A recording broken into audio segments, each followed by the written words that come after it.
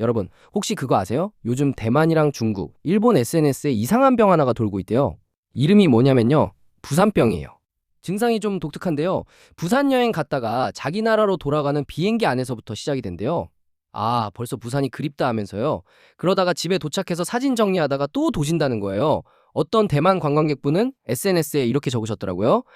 부산병은 불치병임을 공식 선언한다. 진단이 아니라 선언이었던 거죠. 근데 이게 그냥 웃긴 밈 하나로 끝날 얘기가 아니더라고요. 왜냐면 이 병에 걸린 분들이 한둘이 아니거든요. 여기서 잠깐 여쭤볼게요. 혹시 서울병이라고 들어보셨어요? 몇 년 전만 해도 외국인분들 사이에서 서울 여행 다녀오고 나면 그리워서 앓는다는 표현이 유행이었거든요. 근데 요즘은 그 자리를 부산이 그대로 물려받았다는 분석이 나오고 있어요. 원래 부산은 서울을 거쳐 잠깐 들르는 도시라는 이미지가 강했잖아요. 근데 지금은 그게 아니에요. 부산 자체가 여행의 목적지가 되고 있는 거죠. 심지어 한 번 다녀오고 끝나는 게 아니라 한 달도 안 돼서 두 번씩 다시 찾는 재방문 성지로 자리를 잡아가고 있대요. 이게 통계로만 그런 게 아니라 현장에서도 확 체감이 된대요. 그 부산에서 택시 운전하시는 한 분은 이런 이야기를 하셨더라고요. 하루에 20팀을 태우면 그중 17팀은 외국인이에요. 열에 8, 9은 외국인이란 얘기잖아요.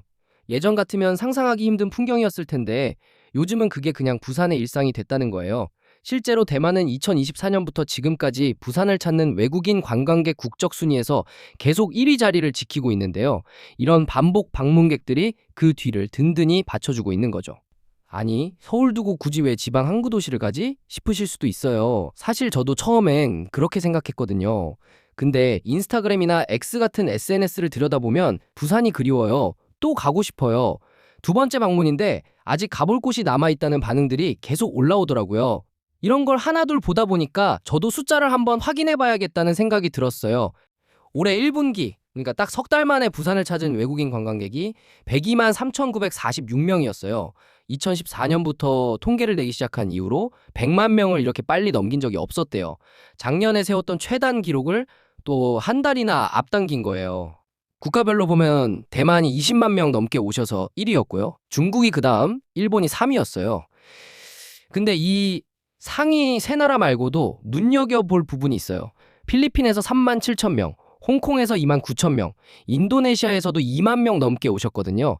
특정 한두 나라에 의존하는 게 아니라 오는 국가 자체가 점점 다양해지고 있다는 거죠. 성장 속도도 놀라워요. 작년 같은 기간보다 45% 늘어난 거거든요.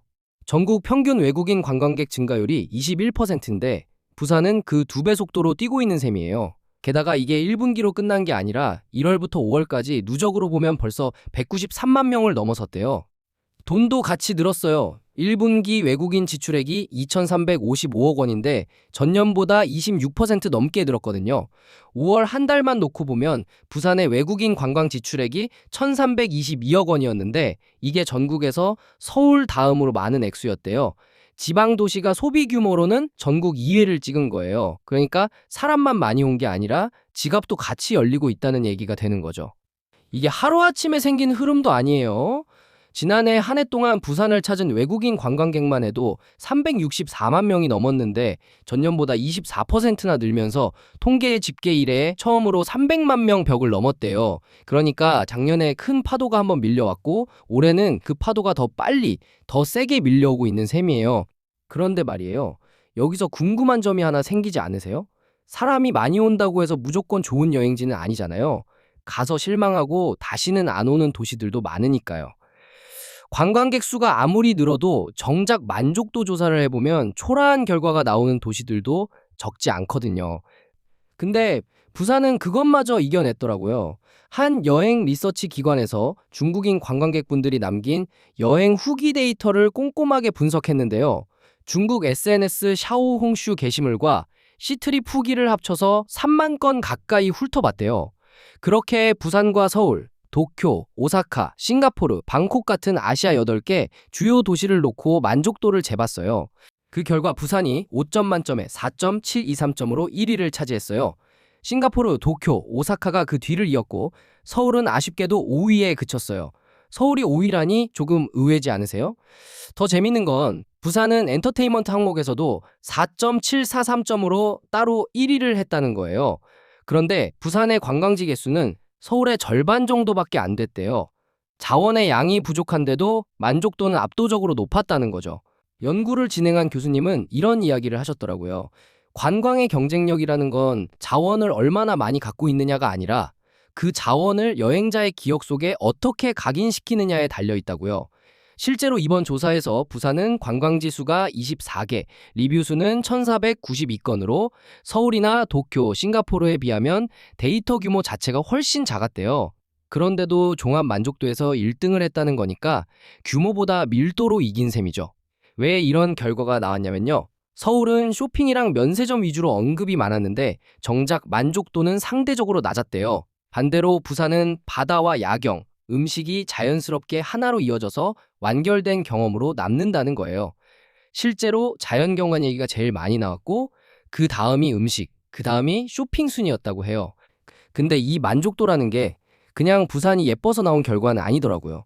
그 뒤에는 아주 현실적인 경제 논리가 깔려 있었어요. 먼저 접근성이에요. 대만이나 일본 일부 지역에서 김해공항까지 비행시간이 2시간 남짓이거든요. 도쿄에서 오사카 가는 국내선 타는 거랑 비슷한 거리인 거죠. 게다가 대만 주요 도시들에서 직항편도 고르게 운항되고 있어서 마음만 먹으면 주말에 훌쩍 다녀올 수 있어요. 부산이 한국판 가오슝이라고 불리는 이유가 있었던 거예요. 실제로 한 글로벌 여행 플랫폼이 발표한 자료에서 부산이 일본 골든위크 기간 가성비 좋은 해외 여행지 1위에 오르기도 했대요. 여기에 부산시가 만든 관광 편의 시스템도 한몫했어요.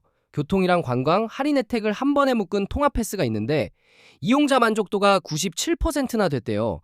올해부터는 인천이나 김포공항에서도 미리 수령할 수 있게 바뀌면서 판매량이 작년보다 65%나 늘었다고 해요. 그러니까 부산에 도착하기도 전부터 이미 여행 준비가 편해진 거죠. 여기에 라인이나 알리페이 같은 해외 결제 플랫폼까지 자연스럽게 연동되면서 현지에서 결제할 때 겪는 번거로움도 크게 줄었대요. 부산시는 이런 편의성 개선을 이번 성장세를 이끈 핵심 동력 중 하나로 꼽고 있어요. 그리고 가성비도 빼놓을 수 없어요. 서울에서 비행기 타고 명동 호텔 잡고 백화점 돌면서 숨만 쉬어도 지갑이 털리는 그런 여행 다들 한 번쯤 겪어보셨을 텐데요. 부산은 숙박비도 상대적으로 저렴하고 돼지국밥 한 그릇, 씨앗호떡 하나로도 여행이 충분히 완성되거든요. 실제로 대만 관광객분들을 대상으로 설문을 해봤더니 좋아하는 부산 음식 1위가 돼지국밥이었대요.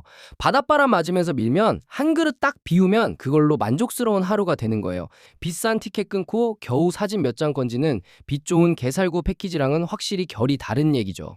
그리고 요즘은 그냥 사진만 찍고 끝내는 관광을 별로 안 좋아하시잖아요.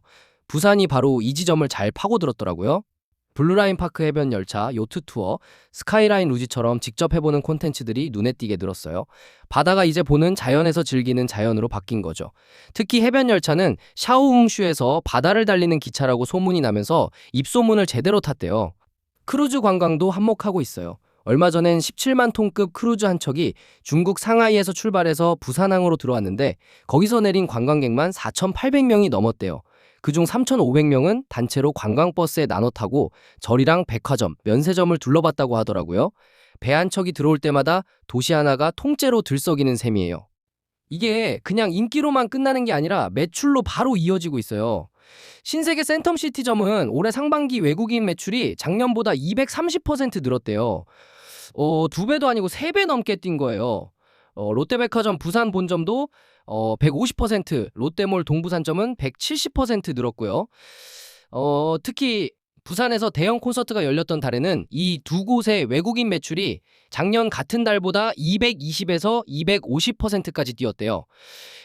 공연 하나가 백화점 매출을 통째로 흔들어 놓은 셈이죠. 호텔도 마찬가지예요. 시그니엘 부산은 70%, 파크하얏트 부산은 38%, 롯데호텔 부산도 32% 넘게 외국인 매출이 늘었대요. 백화점 스파랜드는 이용객 절반이 외국인이라는 얘기까지 나오고 있어요. 부산이 그냥 바다랑 야경만 있는 도시가 아니거든요. 여기서 진짜 숨은 이야기 하나 들려드릴게요. 화려하게 반짝이는 지금 모습 뒤에는 의외로 아무도 잘 모르는 과거가 숨어 있더라고요. 네, 부산 근현대 역사관이라고 원래는 한국은행 부산본부였던 건물이 있어요. 1963년에 지어진 곳인데 지하에 금고가 4개나 있었대요. 1호 금고에는 만원권 지폐가, 2호 금고에는 동전이랑 금괴가 실제로 쌓여 있었다고 해요. 지금은 그 금고를 그대로 살려서 미술관으로 바꿔놨어요. 예전에 돈을 지키던 철문이 지금은 예술 작품을 지키고 있는 셈이죠. 최근에는 이 금고 공간을 활용한 투어 전시도 열리면서 옛 한국은행 부산본부 현판이 처음으로 시민들에게 공개되기도 했대요. 바로 옆에는 별관도 있는데요. 일제강점기 시절엔 동양 척식 주식회사 건물이었고 그 뒤에는 미국 문화원으로 쓰였던 곳이래요. 건물 하나하나에 근현대사가 그대로 눌러앉아 있는 셈이죠. 그리고 하나 더 말씀드리고 싶은 게 있어요. 6.25 전쟁 때 부산이 1023일 동안 대한민국의 임시 수도였다는 사실 알고 계셨어요? 그때 쓰였던 정부청사, 대통령 관저, 유엔기념공원 말고도 피란민들이 산비탈에 기대어 살았던 아미동 비석 피란주거지나 우암동 소막 피란주거지, 그리고 전쟁의 상흔이 남아있는 영도다리까지, 이런 유산 11곳을 지금 피란수도 부산이라는 이름으로 묶어서 유네스코 세계유산 등재를 추진하고 있어요. 2023년에 국내 근대유산으로는 처음으로 세계유산 잠정 목록에 이름을 올렸고요. 목표는 2030년 최종 등재라고 하네요. 화려한 야경 뒤에 이런 무거운 역사가 겹겹이 쌓여 있다는 게 알고 나면 더 묵직하게 다가오더라고요. 자, 정리를 해볼게요. 부산병이라는 이 신조어, 그냥 웃긴 밈 하나로 넘기기엔 너무 많은 이야기가 딸려 나왔죠? 관광지 개수는 서울의 절반밖에 안 되는데도 만족도는 1위를 차지했어요. 접근성 좋고 가성비 좋고 체험할 거리도 풍부하고 게다가 그 밑에는 전쟁의 역사까지 켜켜이 쌓여있는 도시.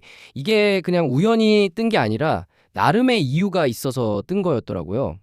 떠나온 지 일주일도 안 됐는데 또 그리워진다는 이 병. 어쩌면 병이 아니라 하나의 신호일지도 몰라요. 대한민국 관광의 중심축이 서울에서 조용히 그리고 아주 빠르게 옮겨가고 있다는 신호요. 혹시 다음에 부산 갈 계획 있으시면 이번엔 진짜 제대로 한번 알아보고 오시는 것도 나쁘지 않을 것 같은데 어떠세요? 오늘 영상 도움 되셨다면요. 댓글에 여러분만 알고 계신 부산 숨은 명소나 맛집 하나씩 공유해주세요. 다 같이 부산병 걸려보게요. 그리고 이 영상 주변에도 공유 한번 부탁드릴게요. 구독과 좋아요는 다음 영상 준비하는데 큰 힘이 됩니다. 그럼 다음 영상에서 뵐게요.